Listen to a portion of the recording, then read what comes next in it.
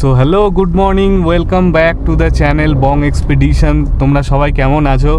অনেক দিন পরে আমি আবার চ্যানেলে আসছি, তো একটা ছোট ট্রিপ ভিডিও নিয়ে, সানডে ট্রিপ ভিডিও। তো এখন আমরা রয়েছি কল্যাণী এক্সপ্রেসওয়ের জাস্ট মুখে। এখান থেকে আমরা কল্যাণী এক্সপ্রেসওয়েতে উঠবো।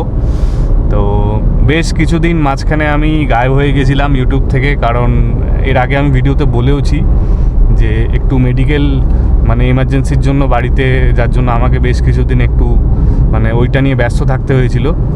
তো আবার আমি চলে এসেছি ইউটিউবে ট্রিপ ভিডিও নিয়ে নতুন। তো আজকে হচ্ছে সানডে 18 জানুয়ারি। তো আমরা যাচ্ছি এখান থেকে মায়াপুর। এখন টাইম হচ্ছে 9:30। অনেকটা বেলা করে ফেলেছি জানি, বাট স্টিল ঠিক আছে, কোনো ব্যাপার না। কারণ যেহেতু আমরা দুজনেই অফিস করি, তো যার জন্য প্রবলেমটা হয়ে যায় এটাই যে আগে থেকে কিছু প্ল্যান করে রাখা যায় না, বা প্রিপারেশনটা সেভাবে করা যায় না। অফিস করে আসো, দেন রেস্ট নিয়ে পরদিন সকালে আবার ট্রিপ থাকে, তো অনেক কাজ থাকে। তো যাই হোক, এবারে ট্রিপে আমার সাথে গার্গিও রয়েছে। এই যে গার্গি, কেমন লাগছে বলো? এতদিন পরে আবার ট্রিপে যাচ্ছি আমরা। খুবই ভালো লাগছে, তবে মাঝে মাঝে যদি ট্রিপটা হয় তাহলে আরো একটু বেশি ভালো লাগে। হ্যাঁ, মানে প্ল্যান সেভাবে আমরা করে রাখি, যাব এ করব। এখানে আবার কি হলো? এখানে সব দাঁড়িয়েছে, ঘুরতে ঘুরতে যাচ্ছে। আজকে তো অনেকেই ঘুরতে বেরোবে না? হ্যাঁ, আজকে সানডে, তো ইউজুয়ালি সবাই আজকে ঘুরতেই যাবে। তো ডিস্টেন্স এখান থেকে আমাদের আরও 2 ঘন্টা 14 মিনিট দেখাচ্ছে অ্যাজ পার গুগল ম্যাপ। আর রুটটা আমি একটু বলে দিই। রুটটা হচ্ছে এই কল্যাণী এক্সপ্রেসওয়ে উঠে এখান থেকে সোজা একদম চলে যাব আমরা কাপা মোড়। কাপা মোড় থেকে দেন আমরা রাইট সাইডে ঘুরবো, ঘুরে বড়জাগুলির দিকে যাব। বড়জাগুলি হয়ে দেন ওখান থেকে স্ট্রেট চলে যাব আমরা রানাঘাট। রানাঘাট থেকে সোজা কৃষ্ণনগর হয়ে দেন মায়াপুর ইসকন। তো এই হয়েছে আমাদের মানে আজকে ট্রিপ প্ল্যানটা। জিনিস বলে রাখি, কল্যাণী এক্সপ্রেসওয়েতে কিন্তু স্পিড লিমিট 80 কিলোমিটার, তো এর ওপরে কিন্তু যাওয়া যাবে না কোনোভাবেই। তো জাস্ট 2 দিন আগেই আমি গাড়ির সেকেন্ড সার্ভিস কমপ্লিট করেছি। এখন 4781 কিলোমিটার। তো 5000 কিলোমিটারের সেকেন্ড সার্ভিস হয়, কিন্তু আমি তার আগেই করিয়ে নিয়েছি, কারণ একটা লং ট্রিপ ছিল। মানে আজকের ট্রিপটা ছাড়াও আরও একটা ট্রিপ হয়তো হবে, তো যার জন্য আগে থেকে আমি করিয়ে রেখেছি সার্ভিসটা। কারণ সেই কেওনঝড় থেকে আসার পরে তো গাড়ি আর সার্ভিস করা হয়নি। আর কেওনঝড়ের রাস্তায় যা ধুলো ছিল, তো এয়ার ফিল্টার, এসি ফিল্টার এগুলো তো ক্লিন করারই দরকার ছিল। তো ওগুলো করিয়ে নিলাম আর কি। আর একটু সকালে বেরোনোরই প্ল্যান ছিল, মানে 7:30 8টা নাগাদ যদি বেরোতাম তাহলে হয়তো এতক্ষণে আমরা অনেকটাই কাছাকাছি পৌঁছাতাম, কিন্তু একটু দেরি হয়ে গেছে আর কি। 9:30 বাজছে, প্রায় 9:41। আর তেল আমি কালকেই ভরিয়ে নিয়েছিলাম একবারে, তো রাস্তায় আর তেল ভরার জন্য আমাদের দাঁড়াতে হবে না। আর বাদ বাকি অল্টো সম্বন্ধে কিছু কথা বলবার আছে। বলবার বলতে, গাড়িটা যবে থেকে নিয়েছি প্রায় 5000 চালিয়ে ফেললাম, ট্রিপও করেছি 2-3টে। তো বেশ স্যাটিসফাই গাড়িটা নিয়ে, মানে হাইওয়ে বলো বা অফ রোডে বলো, মানে পাহাড়েও নিয়ে গেছি, 4 জন মিলেও গেছি আমরা গাড়িটাতে, কিন্তু কখনো মনে হয়নি যে পাওয়ার ল্যাগ বা কি। বেশ ভালোই মানে মনে হয়েছে যে হ্যাঁ, মানে 1000 সিসির গাড়ি নিয়ে যেরকম একটা ফিলিংস হয় সেরকমই রয়েছে। যেহেতু গাড়িটার মানে ডাইমেনশানটা এমনভাবেই তৈরি করা আছে যে কখনো পাওয়ার ল্যাগটা মনে হয় না আর কি। Typical Japanese engineering.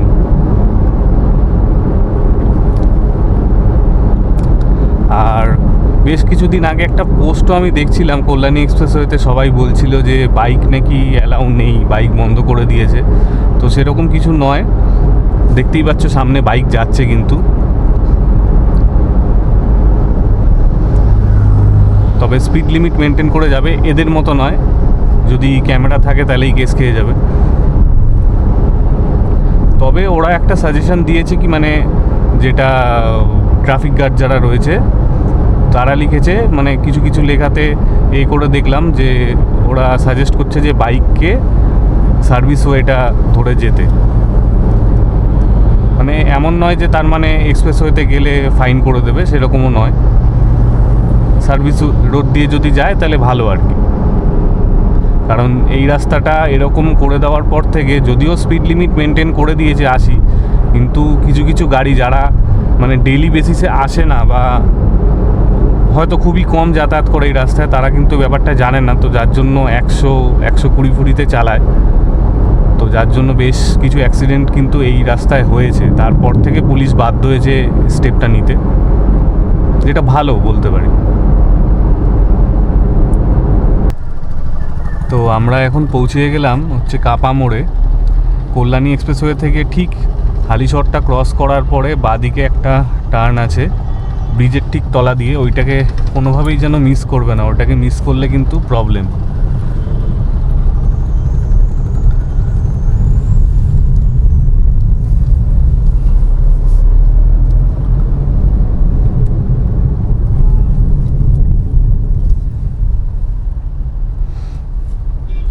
তো এই হচ্ছে কাপা রোড। এখান থেকে বেশ কিছুটা সামনে গেলে পড়বে বড় জাগুলি। বড় জাগুলি থেকে আমরা লেফট নেব টুয়ার্ডস রানাঘাট। তো এখন প্রায় 10টা 10 মতো বাজে, আর খিদেও পেয়েছে খুব, কারণ বাড়ি থেকে কিছু খেয়ে আসিনি। তো এখানে আমরা একটা কোনো ভালো দোকান দেখে, ব্রেকফাস্টের দোকান দেখে দাঁড়াবো, ব্রেকফাস্ট করব। আর গাড়ির কিছু সেটআপের কথা আমি বলছিলাম, সেটা হচ্ছে যে কিছু কিছু জিনিস আমি চেঞ্জ করেছি। যেরকম মোবাইলটা এখানে আমি মাউন্ট করে নিয়েছি যাতে আমার একটু সুবিধা হয়। আর নতুন আমি অ্যান্ড্রয়েড স্ক্রিন ডায়মন্ডে লাগিয়েছি এখানে, দেখতেই পাচ্ছ। তাতে আমার ম্যাপ ফ্যাপ দেখতে বা গান ফান শুনতে, তাছাড়াও মানে যেখানে আমরা দাঁড়াবো সেখানে একটু ভিডিওস দেখা, ইউটিউব দেখা, ঠিক আছে, মানে ভালো মতো যেটা টাইম স্পেন্ড করা, সেসব কারণের জন্য আমি ডায়মন্ডের স্ক্রিনটা লাগিয়েছি। আমার খুব ইচ্ছা ছিল আগে থেকে। আর আরও দুটো জিনিস আছে, সেটা হচ্ছে যে আমি হেডলাইটটাও চেঞ্জ করেছি। হেডলাইটটা চেঞ্জ করে জেনমের ট্রায়ো হেডলাইট আমি লাগিয়েছি, যেখানে 3টে কালার হয়। আর তোমরা সবাই ভালো মতো জানো যে জেনম খুব রিনাউন্ড ব্র্যান্ড হেডলাইটের জন্য, জেনম আর আজুম। তো জাস্ট না আমরা ব্রেকফাস্ট কমপ্লিট করলাম এই কাপা মোড়ের যে রাস্তাটা রয়েছে এখান থেকে, চারাপোল জায়গাটার নাম। এখান থেকে ব্রেকফাস্ট করে আমরা যাচ্ছি টুয়ার্ডস হচ্ছে বড় জাগুলি মোড়। এখন বাজে হচ্ছে 10:30। এই রাস্তায় কিন্তু বেশ উঁচু উঁচু বাম্পার রয়েছে অনেকগুলো।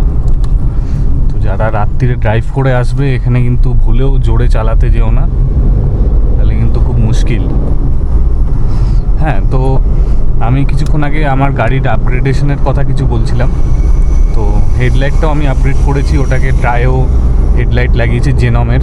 তো ওটার মধ্যে সুবিধা হচ্ছে যে হেডলাইটের মধ্যেই আমার ওয়ার্ম লাইটও আছে, হোয়াইট লাইটও আছে, প্লাস হচ্ছে তোমার ইয়েলো লাইট, যেটা ফগের জন্য জরুরি, সেটাও আছে। আর যেহেতু আমার অল্টো গাড়িতে মানে আলাদা করে কোনো ফগ ল্যাম্প লাগানোর কোনো হাউজিং নেই, এবার ফগ ল্যাম্প লাগানো যায় না তা নয়। ফগ ল্যাম্প যদি লাগাতে হয় তাহলে ওই নিচের গ্রিলের মধ্যে লাগানো যায়, কিন্তু ওইটা অনেকটাই নিচে। আর আরেকটা যেটা আপগ্রেড, সেটা হচ্ছে যে আমার ওই স্পিকার সিস্টেমটা আমি আপগ্রেড করেছি, যেখানে আমি অঙ্কের 2খানা কম্পোনেন্ট লাগিয়েছি সামনে, আর এখানে তার টুইটারগুলো চলে এসছে। আর যেটা স্টক স্পিকার ছিল সেটাকে আমি কিন্তু বাদ দেইনি, সেটাকে আমি রেখে দিয়েছি, ওটা আমার পিছনের ডোরে আমি পাঠিয়ে দিয়েছি। তো তাতে একটা মানে 4 স্পিকার একটা সাউন্ড সিস্টেম সেট আপ হয়ে গেছে। তো সাউন্ড বেস ডিসেন্ট, ভালোই লাগছে। তো চলো কথা না বাড়িয়ে আস্তে আস্তে একটু স্পিডটা বাড়ানো যাক, কারণ এখানেই 10:30 বাজে, এখনও 2-2.5 ঘন্টা তো লাগবেই। তো হোপফুলি 12টা-12:30টার মধ্যে পৌঁছে যাব আমরা। আর এখন কিন্তু জানুয়ারি মাস, কিন্তু এই মানে 9টার পর থেকে রোদ্দুরটা যেভাবে করছে, মানে এখন কিন্তু মানে পুরোপুরি গরম লাগছে গাড়ির ভেতরে, ঠান্ডার কোনো ফিলই হচ্ছে না। আমি জ্যাকেটও খুলে ফেললাম যার জন্য।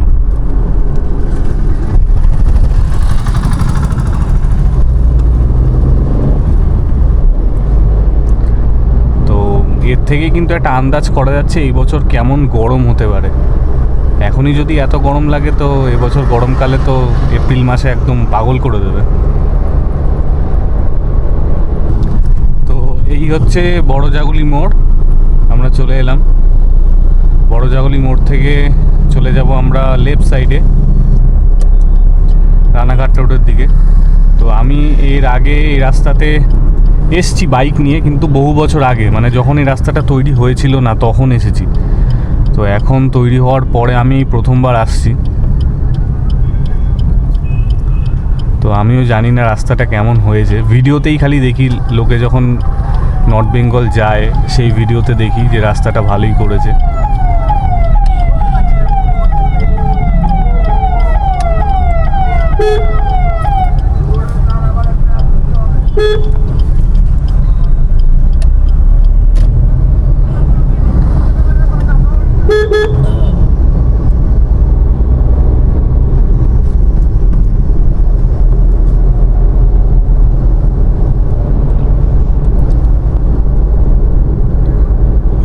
আর আরেকটা জিনিস বলে রাখি, সেটা হচ্ছে যে এইমসও কিন্তু এই দিকেই, যেটা কল্যাণী এইমস হয়েছে সেটাও এই রাস্তাতেই পড়বে, লেফট সাইডেই পড়বে, একটু পরেই জাস্ট আমি দেখাবো।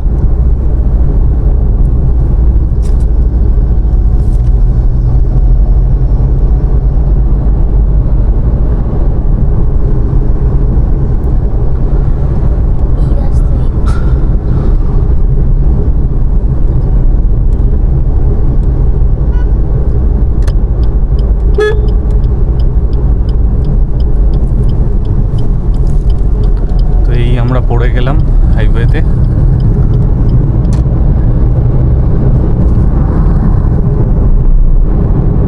এবার এখান থেকে পুরো টান টান যেতে হবে। আর আরেকটা ইনফরমেশন, সেটা হচ্ছে যে এই যে রাস্তাটা NH2, এই রাস্তাটা স্পিড লিমিট কিন্তু 100 কিলোমিটার প্রতি ঘন্টা, ওটা ক্রস না করলেই হলো, তো চালানের ভয় নেই। আর বেশ কিছুটা যাওয়ার পরে একটা টোল প্লাজাও পড়বে সামনে, আয়েশপুর টোল প্লাজা। ওটা একটাই টোল প্লাজা আই থিঙ্ক পড়বে আজকে আমাদের।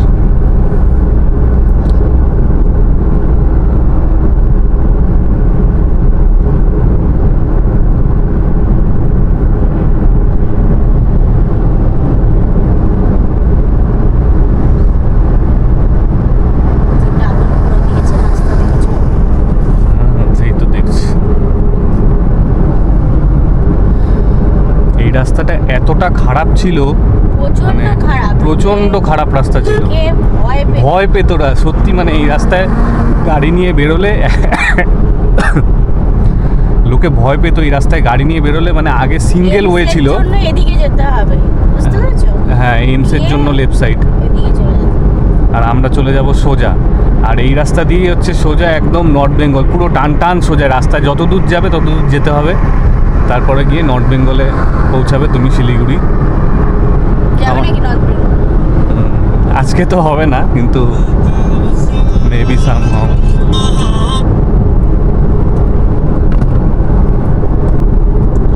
তো এই আমরা চলে এলাম আয়েশপুর টোল প্লাজা। তো এখানে আই থিঙ্ক 105 টাকা বা 110 টাকা টোল দিতে হবে। হলেও ভাই ঠিক আছে, এরকম রাস্তা দিয়েছে, হ্যাঁ রাস্তার জন্য তো ঠিক আছে। যা রাস্তা বাজে ছিল, এখানে প্রচন্ড বাজে অবস্থা ছিল এই রাস্তাটা, মানে যেতে ভয় লাগতো রীতিমতো।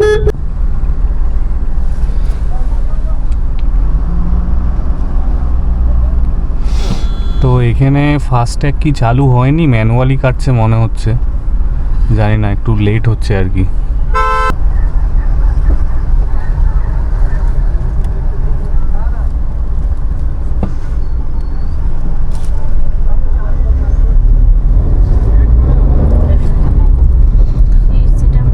এখনো ফুললি সেট আপ বসেনি, ক্যামেরা ফ্যামেরা বসেছে, কিন্তু ওরা ম্যানুয়ালি করছে আর কি। দেখো আজকে সব বাইকাররাও কিন্তু লং ট্রিপে বেরিয়েছে, প্রচুর বাইকার্স। এই দেখো যেটা বলেছিলাম 100 স্পিড লিমিট এই রাস্তায়, সুতরাং আরামসে তোমরা চালাও, কেস খাওয়ার কোনো ভয় নেই।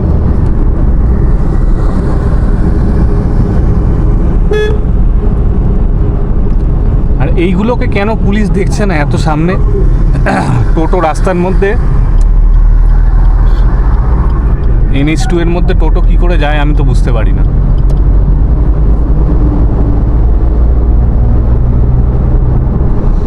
এগুলোকে কিন্তু পুলিশের দেখা উচিত, এদেরকে ধরে ধরে ফাইন না দিলে কিন্তু এটা শুধরাবে না।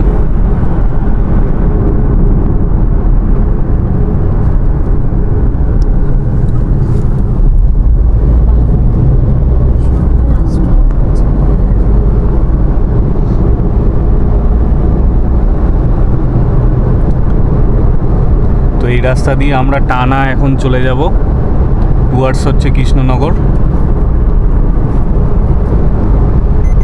এই রাস্তাটাতে চালানোর ইচ্ছে আমার বহুদিনের ছিল, মানে নতুন করে হওয়ার পর থেকে, খালি সুযোগ হয়ে উঠছিল না। ভাবতাম যে কবে যাব নর্থ বেঙ্গল তবে চড়তে পারবো এই রাস্তাটাতে। যাক, সুযোগটা হয়ে গেল নর্থ বেঙ্গল যাওয়ার আগেই।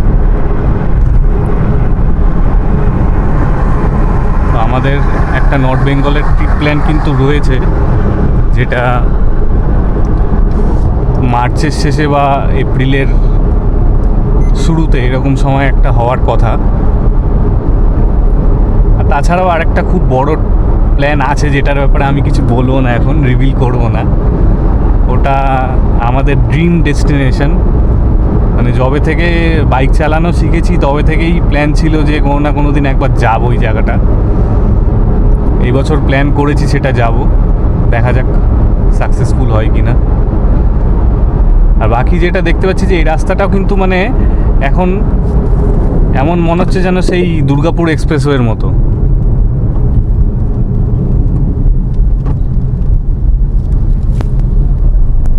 যেরকম দুর্গাপুর এক্সপ্রেসওয়েতে থাকে একটু বাদে বাদে মানে পাশে রেস্টুরেন্ট থাকে, ফুয়েল পাম্পস থাকে, তো সেইগুলোও কিন্তু এই রাস্তাটা তো কিন্তু সেইভাবেই একদম তৈরি হয়ে গেছে দেখছি। আর বেশ ভালো লাগছে জিনিসটা, মানে ডেভেলপমেন্ট এত হয়েছে। এবার আমরা একটা নতুন অ্যাঙ্গেল ট্রাই করছি, তো তোমরা কিন্তু সবাই বলবে এই অ্যাঙ্গেলটা কেমন লাগছে, তাহলে নেক্সট যে ব্লগগুলো বা ঠিক ভিডিওগুলো আসবে ওতেই অ্যাঙ্গেলটা কিন্তু থাকবে। আর বেশ কিছু নতুন সেট আমি করেছি গাড়িতে, সেগুলো সম্বন্ধে আস্তে আস্তে দেখাবো আর বলবো। তো বাদ বাকি রোডটা তোমরা দেখতে থাকো, সেগুলো নিয়ে তো কথা চলবেই, কারণ বেশ লম্বাই রোড ট্রিপ, 4 ঘন্টা রাস্তা।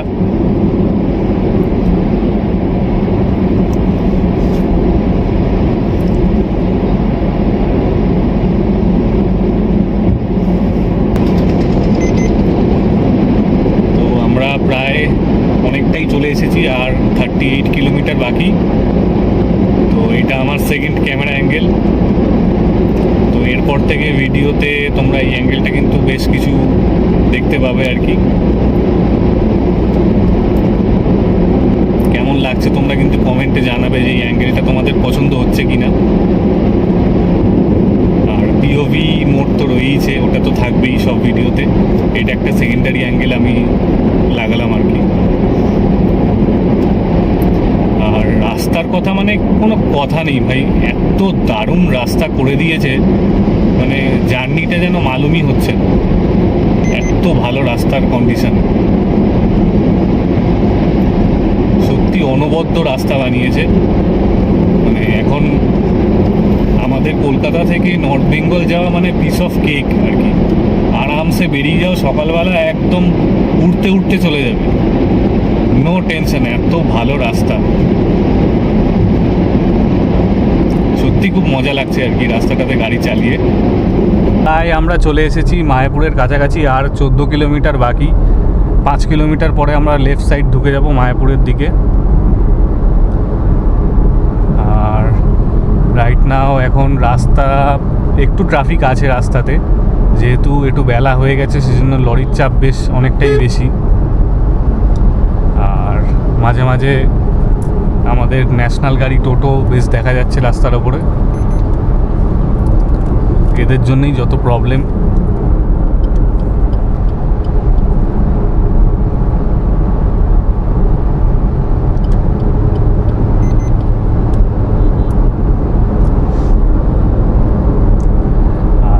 রাস্তাতে কিন্তু ড্রাইভ করার এক্সপিরিয়েন্স বেশ ভালো আর কি। এত সুন্দর রাস্তা, মানে আমি জানি অনেকবার বলছি, বাট সত্যি রাস্তাটা খুব সুন্দর আর কি। যত ড্রাইভ করছি তত মনে হচ্ছে সামনে যেতেই থাকি। এই দেখো অবস্থা দেখো। আর যেহেতু আজকে রবিবার, সেই জন্য কিন্তু অনেক বাইকওয়ালাকে আমি দেখতে পাচ্ছি, যারা বাইকার আছে প্লাস পার্সোনাল ভেহিকেল নিয়ে অনেকে কিন্তু মানে রোড ট্রিপে বেরিয়েছে, নর্থ বেঙ্গলের দিকেই যাচ্ছে মোস্ট প্রবাবলি। তো কাজ আমরাও যেতে পারতাম আজকে, বাট আমাদের ডেস্টিনেশন অন্য। তো জাস্ট নাও আমরা এই পৌঁছে গেলাম মায়াপুরের, আর গাড়ি কিন্তু পার্ক করে দিয়েছি ওইখানে।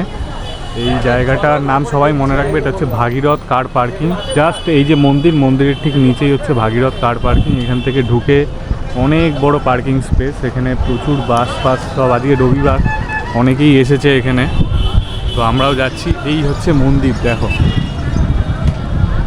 কি দারুণ মন্দির, দেখো কত বড় সাইজে।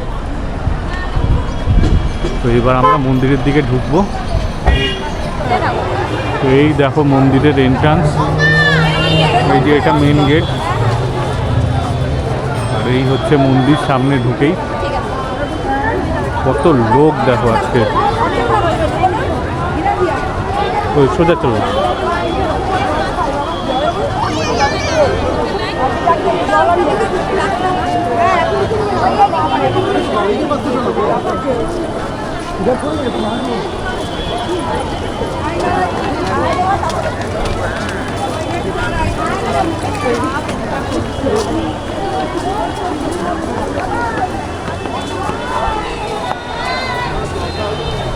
এই হচ্ছে সুবিশাল মায়াপুরের মন্দির, ইস্কন মন্দির, যেটা এখনও অবধি কিন্তু পুরোটা কনস্ট্রাকশন কমপ্লিট হয়নি, কারণ এইসব জায়গাগুলোতে এখনও কনস্ট্রাকশন বাকি আছে দেখতে পাচ্ছি।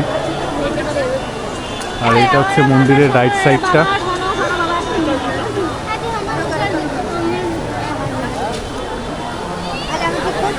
এখানে একটা বড় ফোয়ারা রয়েছে, আর এখানে সব মন্দিরের প্রাঙ্গণ কি সুন্দর। এখানে একটা সরোবর টাইপের,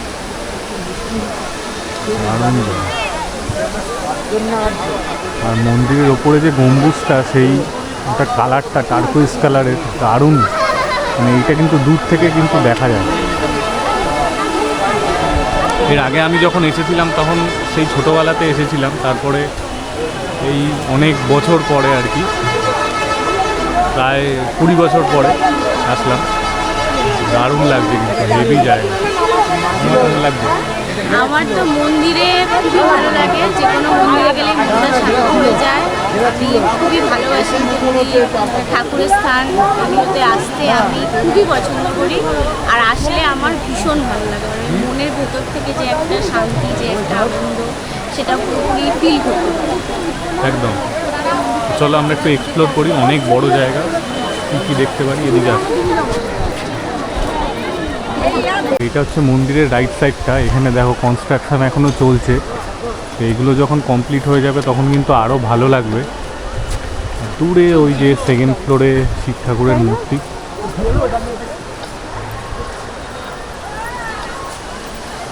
এখনও কমপ্লিট হয়নি।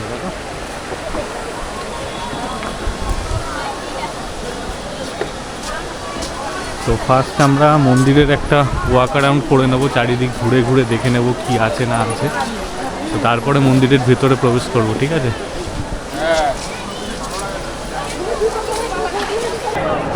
তো আমরা ব্যাক সাইড দিয়ে চলে এসেছি। মন্দিরের এন্ট্রান্স লেখা রয়েছে এখানে, কিন্তু সমস্যা হচ্ছে এখানে বোর্ডে লেখা রয়েছে যে কোনো রকম camera, mobile phone, laptop, iPod, electronics কোনো ডিভাইস ভেতরে যাবে না। এখানে সবাই কিন্তু জমা রাখছে, আমাদেরও জমা রেখে ভেতরে যেতে হবে। আর এই হচ্ছে মন্দির, এখান থেকে ঘুরে গিয়ে মন্দির প্রাঙ্গণ। কিন্তু সমস্যা হচ্ছে যদি সব জমাই রেখে দিই তাহলে ভিডিওটা করব কি করে, যার জন্য আসা, ওটাই আমি চিন্তা করছি।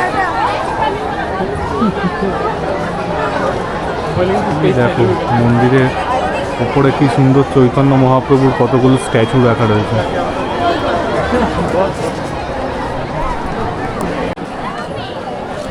তো এটা দিয়ে আমরা এন্ট্রান্স থেকে ভেতরে আসলাম। এই যে এখানে প্রবেশপথ রয়েছে, আর এইখানে হচ্ছে জুতো রাখার ওই সাইডটা, আর এই সাইডটা হচ্ছে মোবাইল আর ক্যামেরা রাখার জন্য। আর এখানে দেখো ঠাকুরের ছবি, তারপরে গীতা, সমস্ত কিছু রয়েছে কাউন্টার।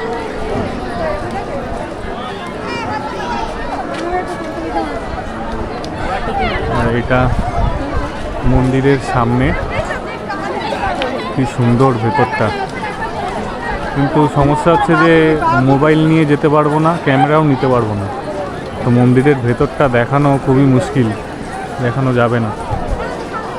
আর এপাশ থেকে দেখো এই মন্দিরের চূড়াটা, এই যে সিলভার মন্দিরের চূড়াটা, আর এই সাইড দিয়ে দেখো সোনার মতো কি সুন্দর যে কারুকার্যগুলো রয়েছে পুরো চমকাচ্ছে পুরো। আমি জানি না এটা অরিজিনাল গোল্ড কিনা, কিন্তু দারুণ লাগছে।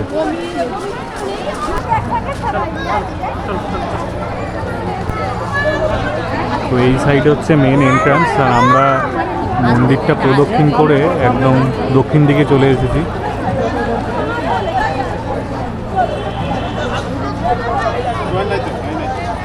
আজকে কিন্তু প্রচুর লোক মায়াপুরে, প্রচুর লোক, যেহেতু সানডে আছে তো অনেক লোকজন আজকে এসেছে ঘুরতে আর কি।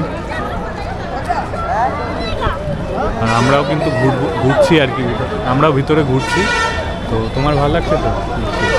অবশ্যই, খুবই সুন্দর একটা জায়গা, এত সুন্দরভাবে মন্দিরটা তৈরি করা, একটা ঠাকুরের স্থান, ভালো ভালো লাগে। এইসব জায়গায় আসলেই সেটাই মন ভালো হয়। মন ভালো লাগছে একদম। তবে আর একটু ভালো লাগতো যদি মন্দিরের ভেতরে ক্যামেরাটা নিয়ে যেতে পারতাম আর কি। তো চলো, যেটা নিয়ম সেটা তো নিয়ম।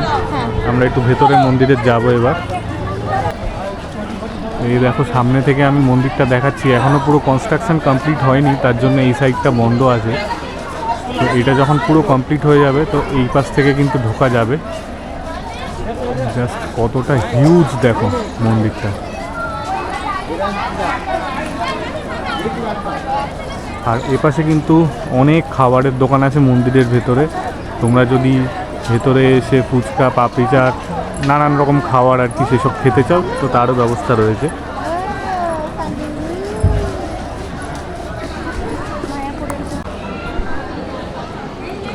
তো এই দেখো এখানে কিন্তু রথ রয়েছে। আমার মনে হয় যখন রথযাত্রা হয় তখন কিন্তু এই রথেই কিন্তু মহাপ্রভুকে ঘোরানো হয় মন্দির প্রাঙ্গণে বা মায়াপুরের যে রাস্তায় রয়েছে সেখানে কিন্তু সবাইকে দেখানো হয় ঠাকুরকে এইভাবেই। তো এই হচ্ছে রথ দুখানা, বেশ সুন্দর, ভালোই বড় রথগুলো। এখানে কিন্তু প্রচুর স্টল আমি দেখতে পাচ্ছি, মন্দিরের সাইড দিয়ে প্রচুর স্টল। এখানে তুমি বেশ ঠাকুরের প্রচুর জিনিসপত্র প্লাস নানান রকম ঠাকুরের বই এই সমস্ত কিন্তু এখানে রয়েছে। आध्यात्मिक शो नहीं देखा है और सोचते हैं कि आप देखेंगे, वे अपना टिकट ले लीजिए, अभी भी कुछ सीटें उपलब्ध हैं, तो बिना देर किए जल्दी आ जाइए। हरे कृष्णा। এখানে কিন্তু মুভি থিয়েটার বলে লেখা রয়েছে, মানে এখানে হয়তো ঠাকুরের কোনো মুভি দেখানো হয় বা হচ্ছে। আর এই হচ্ছে আই লাভ মায়াপুরের।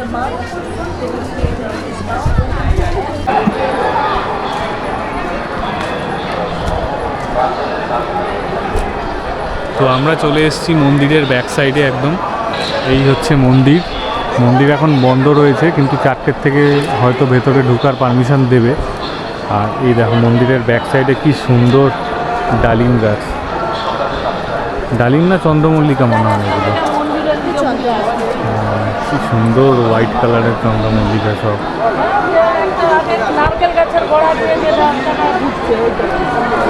মেন সমস্যাটা হচ্ছে এখানে যে কোনো মন্দিরে ঢুকতে গেলেই মোবাইল ক্যামেরা সব এগুলো রাখতে হবে। যার জন্য আমি চাইছি যে আগে ক্যামেরা মোবাইল নিয়ে যেসব জায়গাগুলো ঘুরে দেখা যায় সেগুলো আগে ঘুরে দেখে নিই, তারপরে মন্দিরে যাব। কারণ ভেতরে গেলে তো আমি কোনো ভিডিওস করতে পারবো না, যার জন্যই আমরা একটু চারপাশটা ঘুরে দেখে নিচ্ছি, যেখানে যেখানে যাওয়া যায় ভিডিওস করা যায়, ইলেকট্রনিক ডিভাইস অ্যালাউ আছে সেসব জায়গাতে আগে ভিডিওস করে নিই।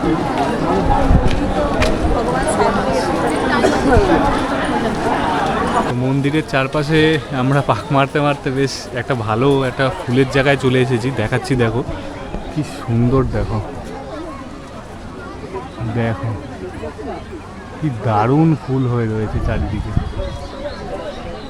তো জুম করলে আরো ভালো বোঝা যাবে।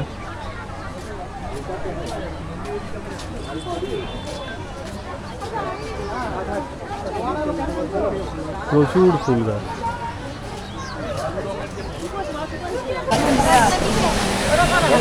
তো জাস্ট নাও আমরা মন্দিরের ভেতর থেকে ঘুরে বেরোলাম।